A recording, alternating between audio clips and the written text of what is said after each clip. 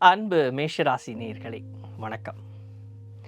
மேஷராசி நேயர்களை பொறுத்தவரையில் ராசிக்கு அதிபதி செவ்வாய் பகவான் 12ஆம் இடத்தில் சனி பகவானுடன் இணைந்திருக்கிறார். அதாவது ஒரு பாதகாதிபதி. இது ஒரு சரராசிக்கு பாதகாதிபதி சனி பகவானுடன் இணைந்திருக்கிறார். அங்கே புத பகவானும் இருக்கிறார். அவர் பார்த்திங்கன்னா 3ஆம் இடத்திற்கும் 6ஆம் இடத்திற்கும் அதிபதி. ஏன் இந்த விஷயத்துக்கு நாம் சொல்கிறோம் அப்படின்னு சொன்னால், இப்போது இந்த பிறக்கக்கூடிய அந்த நேரத்தில் செவ்வாய் பகவான் என்பவர் இந்த 12ஆம் இடம் என்று சொல்லக்கூடிய அயனசயனஸ்தானத்தில் வீற்றிருக்கிறார்.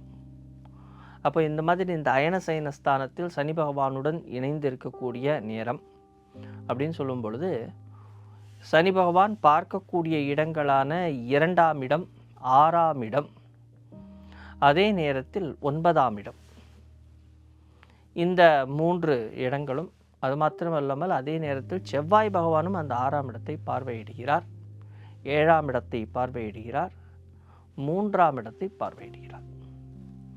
இந்த பார்வைகளுக்கு எல்லாமே ஒவ்வொரு விஷயங்களுமே அங்கே வேலை செய்து கொண்டிருக்கிறது. இப்போ முதல் விஷயம் குழந்தைகளுடைய படிப்பு. இந்த குழந்தைகளுடைய படிப்பு அப்படின்னு சொல்லி வரும்பொழுது கொஞ்சம் மந்தமாக இருக்கும். ஞாபக சக்தி கொஞ்சம் கம்மியாக இருக்கும். அப்போ அந்த ஞாபக சக்தி கொஞ்சம் கம்மியாக இருக்குது அப்படின்னு சொல்லும்பொழுது நாம் படித்ததை அடிக்கடி படிக்கணும், எழுதி பார்க்கணும். ஒரு விஷயத்தை சரியான முறையில் செய்ய வேண்டும். அப்போ படிக்கிற விஷயத்தில் குழந்தைகள் கண்டிப்பாக கவனமாக இருக்க வேண்டும். தனம், அதற்கு அடுத்தது நமக்கு பண விஷயம், சொத்து விஷயம் அப்படின்னு நாம் சொல்லி வரும்பொழுது மிக முக்கியமாக ஏமாறுவதற்கான வாய்ப்புகள் இருக்கிறது. அப்போ இந்த ஏமாறுவதற்கான வாய்ப்புகள் இருக்கும் பொழுது நாம் கொஞ்சம் எச்சரிக்கையாக பண விஷயத்தில் இருக்க வேண்டும். இந்த ஏமாற்றப்படும் பொழுது நம்முடைய மனோநிலை மாத்திரமல்ல, நாம் சில நேரங்களில் குழப்பமான விஷயங்களுக்கு சென்று விடுவோம். ஏனென்றால் உங்களுடைய இஷ்டங்கள் பூர்த்தியாகக்கூடிய 11ஆம் இடம் என்று சொல்லக்கூடிய இடத்தில் ராகு பகவானுடன் சந்திர பகவான் வீட்டிலிருந்து இந்த வருடத்தை பிறக்கிறது.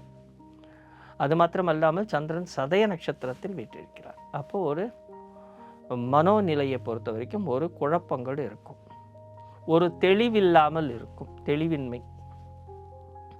அப்போ அந்த குழப்பம் தெளிவின்மையினால் இந்த பண விஷயத்தில் நீங்கள் ஒன்று ஏமாற்றப்படுவீர்கள், அல்லது ஏமாறுவதற்காகவே உங்களை ஏமாற்றுவதற்காகவே சிலர் உங்களை வந்து சேர்வார்கள். ஜூன் மாதத்திற்கு மேலே தாயாருடைய உடல் ஆரோக்கிய விஷயத்திலையும் வண்டி வாகனங்கள் விஷயத்திலையும் கொஞ்சம் எச்சரிக்கை கண்டிப்பாக தேவை. ஆனால் அதே நேரம் லாபங்கள் அதிகரிக்கும். குருவின் அருளினால் பல நாட்களாக இருந்த பிரச்சனைகளுக்கு ஒரு விடிவு காலம் கிடைக்கும்.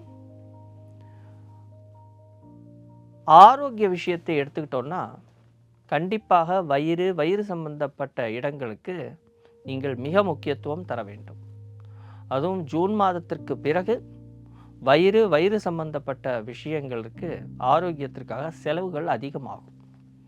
ஏன்னா ஏற்கனவே இந்த செலவுகள் அப்படிங்கிறது இருக்குது. அப்போ இந்த நேரத்தில் ஆரோக்கிய விஷயத்திலையும் நீங்கள் கண்டிப்பாக கவனமாக இருக்க வேண்டும்.